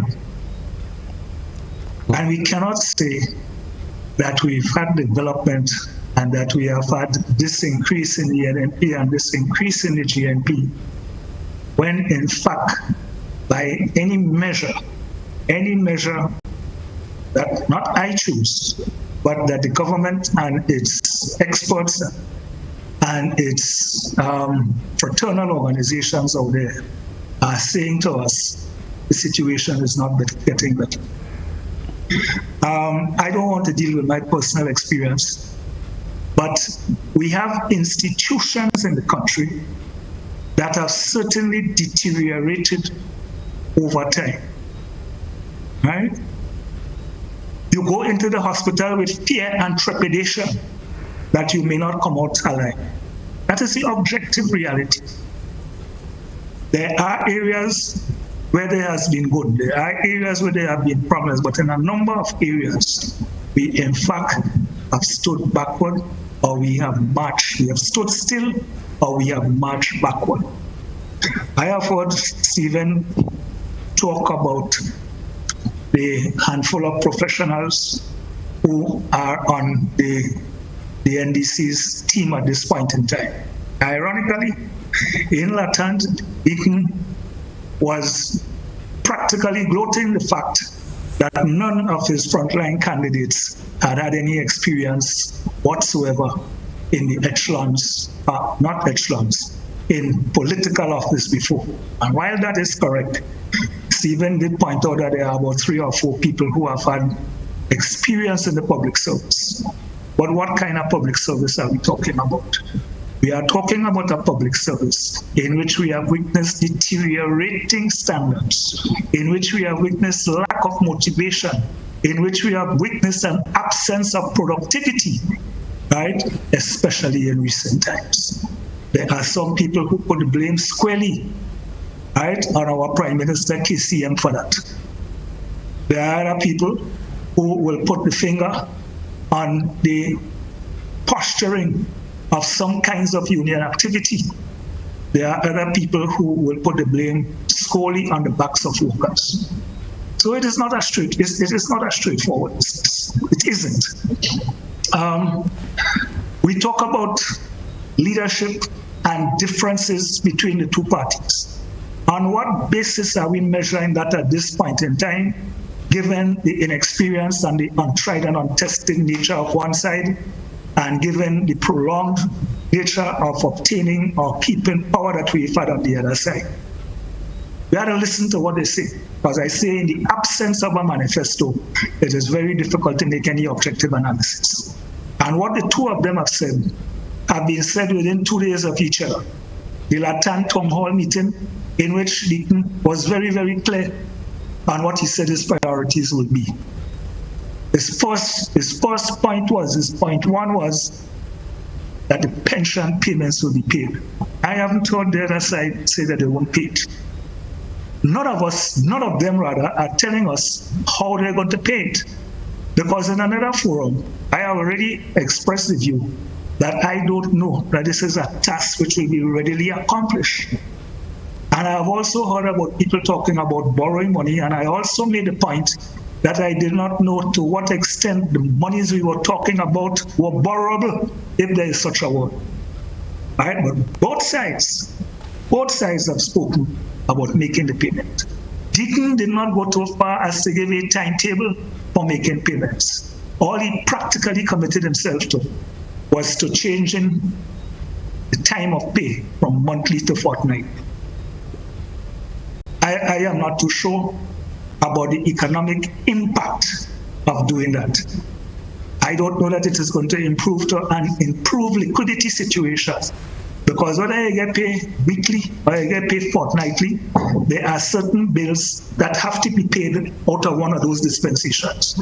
Whether it is the bank, whether it is your insurance, whether it is your susu, whether it is food, there are these things that have to be paid. So I am not too sure. Maybe we could be enlightened as to the economic impact of that. We've heard a lot of talk. Well, not a lot of talk, but we heard a bold statement by the Honorable KCM about 100 million for 100,000. In all fairness to him, he did say that we will hear more about it later. So that's why I tell you, it is difficult. It is difficult to make any objective analysis just on the basis of what we have heard on these 2 nights, the latent Tom Hall night and the telescope night. However, let me tell you one thing about the latent Tom Hall night that impressed me. I don't know how many of us go back to the revolution, where around the country at critical times, and especially around what was called the budget consultation, there were town hall meetings where anybody could have come and make any kind of comment, ask any kind of question, not just to the PRG political directorate, but to key civil servants who are responsible for aspects of the budget. And while one may argue that the people who were in the latent town hall meeting were primarily or only NDC people, fact of the matter is that there was this interchange. There was this exchange between leadership and the citizenry. There was that exchange between them. There were certain things which were raised. There were certain ideas that were proposed. And it is that dialogue. If that is going to be the basis, if that is going to be the basis or a basis for us moving forward, engagement, listening to people's views, listening to the concerns of people, then I say all power to that kind of thing. But you did mention earlier about a sort of culture that seemed to captivate Grenada now, and that sort of laissez-fairism spirit that seemed to be around. Now, how far back that goes, maybe you might be able to enlighten us. How difficult would that be now, having that sort of, as you said, laissez-faire sort of atmosphere? How would that be changed? Maybe in the ensuing years, would that ever change in Grenada? Or what is needed to change that? The laissez-faire culture I'm talking about, to refer to my good friend Black Wizard, is the question of planning, knowing exactly where you want to go. And as Wizard said in that song, gone are the days of central planning. Well, central planning did have its negative aspects, but I also believe that if you don't know where you're going, any road will take you there. We have to have a consensus, preferably a national consensus, as to the broad direction in which we want to go and how to get there. Let us take something as simple as traffic wardens. Were traffic wardens absolutely necessary? Could there be a national consensus about traffic wardens? Or are traffic wardens, in fact, a glorified way of finding ways to put money in people's hands? If it is in fact a glorified way of putting money in people's hands, are the recipients of that money worthy recipients in the context of need? Are these people who have 2, 3, or 4 children to take care of and don't have another means of doing it? These are the kinds of questions we have to ask ourselves. These are the kinds of approach that we need to take before we pick up on projects and come up on ideas that the next side will not continue with or are in themselves unsustainable. That is the kind of thing that I say I welcome the town hall approach, where the kind of exchanges and dialogue can take place and hopefully a different and new path set for going forward. Okay, just to remind callers, you can call 440-1252, and we probably have opportunities just for a couple of calls more. Stephen, would you want to chime in on this? We did ask, the original question is how critical this election will be. You'd want to just chime in on that a bit? Yes, I would love to. It's a very important and decisive election in my view for the future. Let's hold on a bit.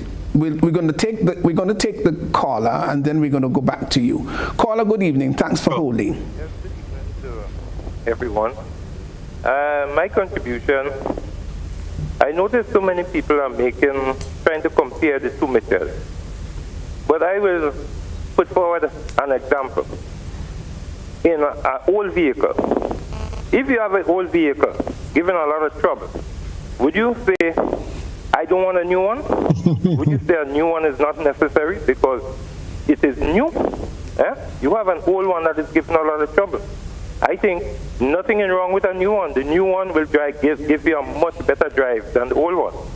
I will also tell you a problem I have with Dr. Mitchell. Now, last year, when scores of Grenadians were dying, they were literally dying from COVID. Dr. Mitchell, he addressed the nation Friday night. He knew he was leaving the next day or so, going. He never mentioned it to the nation that he was going. What utter disrespect to the Grenadian people, the same people he claimed that he loved. He left the country, came back sometime after with a big grin on his face and saying he went to do some sort of medical. And he's cleared medically fit. Now this is an individual that always say how fit he is. He show how he can dance and he can do, and he try to identify with young people. Now tell me, was it an emergency that he had to leave at that point in time to do, as he said, an annual medical check? He could not postpone that check for a month or two, seeing so many Grenadians was dying. The next problem is, why is a lot of the business people was sending these workers home? He had no sympathy for these workers. Instead, he came out and saying words to the effect that if you didn't take the vaccine, don't come to him. In other words, he would not be sympathetic to your cause. That is the same leader who was telling the Grenadian people he so much loves them. I am wondering if he will solicit the unvaccinated to vote for him now. I guess the only people he should be looking to vote for him, it should be the vaccinated people and not the unvaccinated, because he has shown he don't care nothing about the unvaccinated.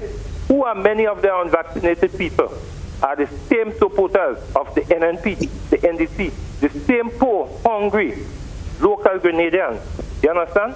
So it seems to me there are a lot of people who claim that they love you. Now people love you for all different reasons. It seems to me Dr. Mitchell loves the Grenadian people to suffer. And one of his ministers said that.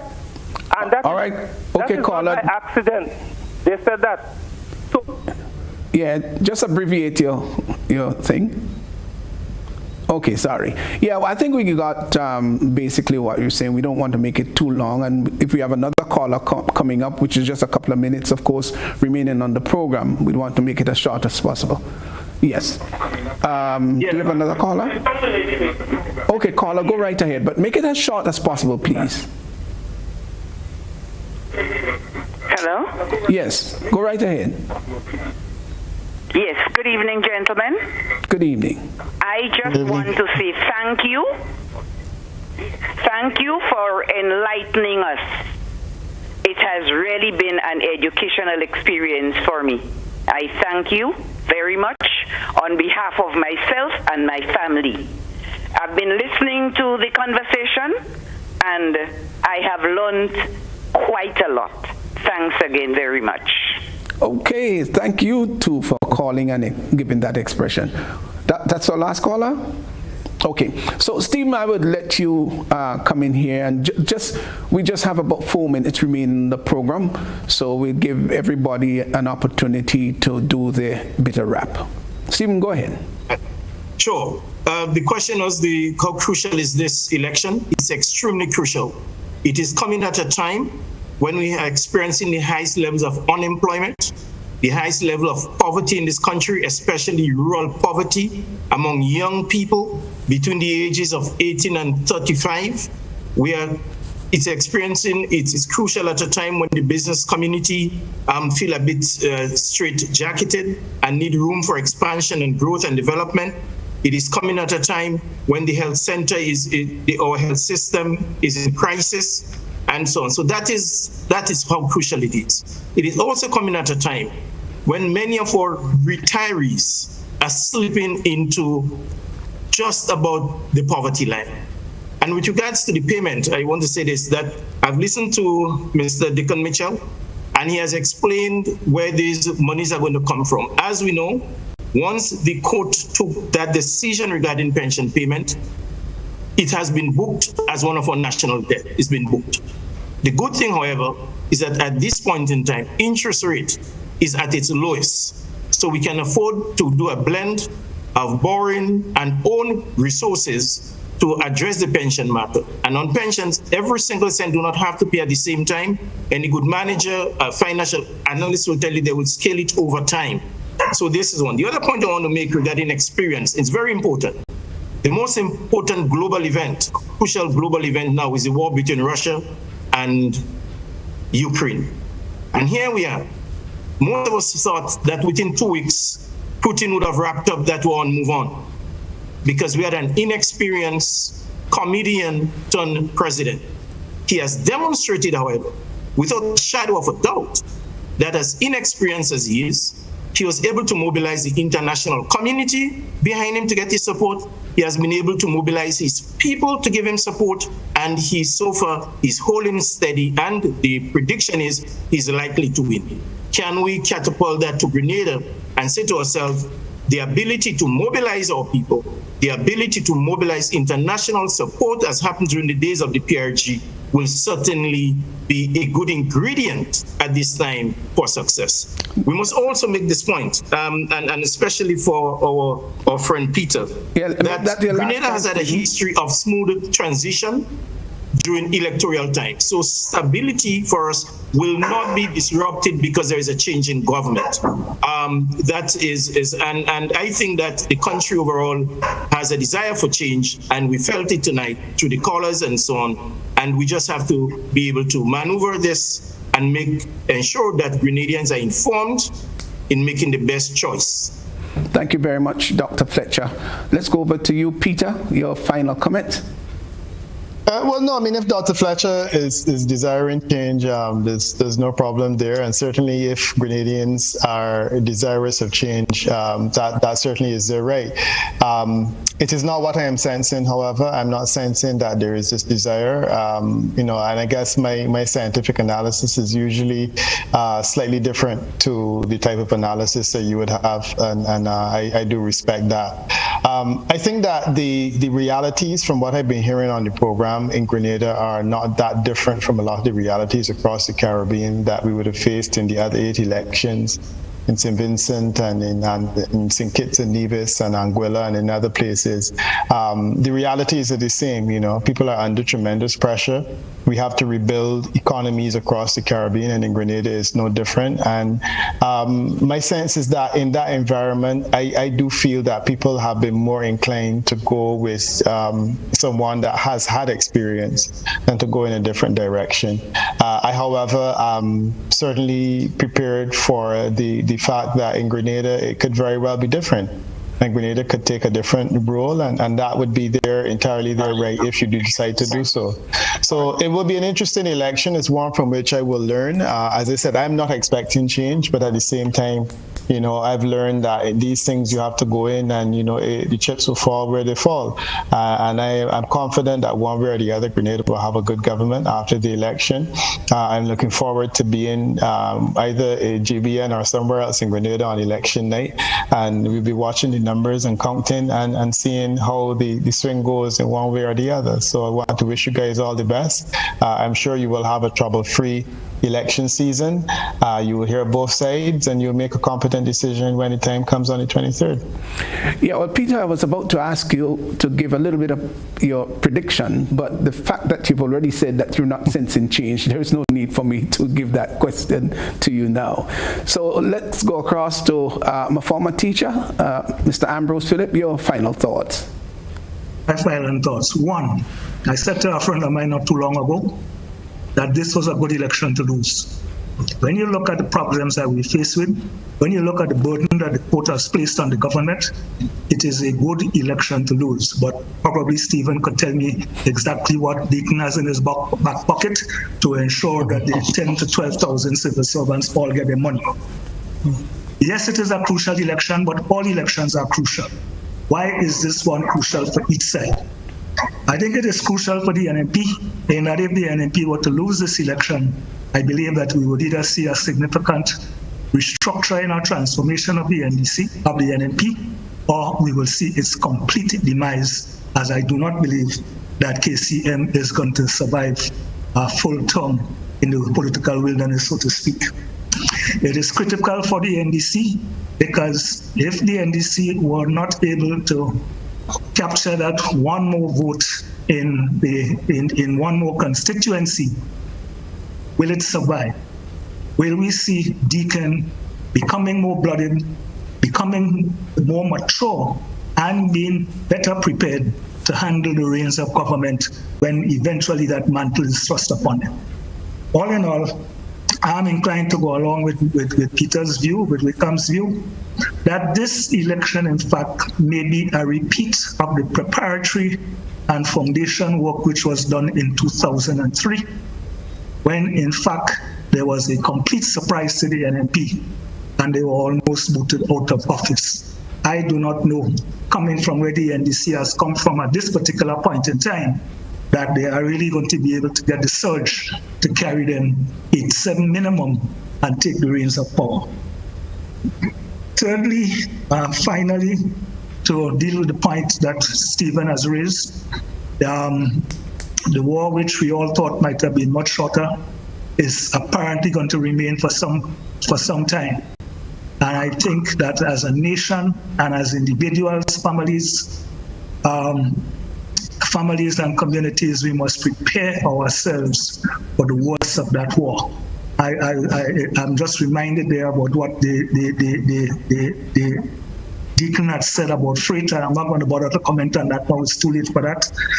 But I believe that when you're dealing with war situations or the impact of war situations where supplies, freights, and so on can be affected, that one has to think about self-sufficiency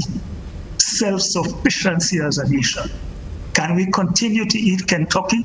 Can we continue to eat fries? Or do we need to look back at what it is we can produce, that we are producing, that we are leaving to waste? I would think that would be a wrap-up from me, and to tell our listenership thanks for having entertained us, especially the lady who said she thought it was an eye-opener. Stephen, I hope we have not blinded anybody else in the process. And Pastor Worme, thank you for your moderation. GBN, thank you for accommodating me. And thanks to the listenership for bearing with us tonight. Thank you very much. Well, we want to thank everybody. We want to thank, of course, our astute panelists who were on board with us. Peter, thanks so much. Ambrose, Phillip, and Stephen, we want to thank all three of you for coming on board and enlightening us. And I thought that this was an absolutely wonderful program, and kudos to all of you. Well, Grenadians, let me tell you something. This is our country. This is Grenada, the land of spice. This is the land of our birth, and it's not by chance that we were born in this country. This is where God ordained us to be born. I think there must be a flair and a flavor of patriotism. I'm not hearing about patriotism as much as I used to hear it, let's say back in the 1970s and early 80s. We must love this country. This is a beautiful country, and we must not allow it to go to rack and ruin. Everything that we can do in our power to ensure that Grenada remains a very sterling, wonderful, productive country. All of us must put our hands together, pool all our resources, and let's get this job done. Elections coming up in just a matter of a couple of weeks, and we will wait to see what the result is. Whatever the case is, this is our country. It's been nice with you on board here this evening. Have a very good evening. God bless.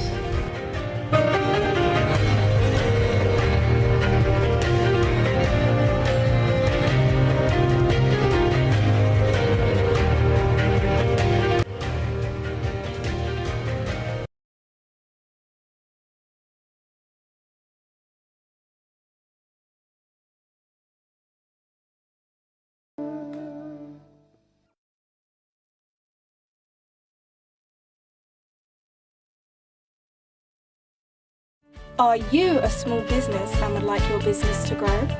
Do you have an event, products or services that people should know about?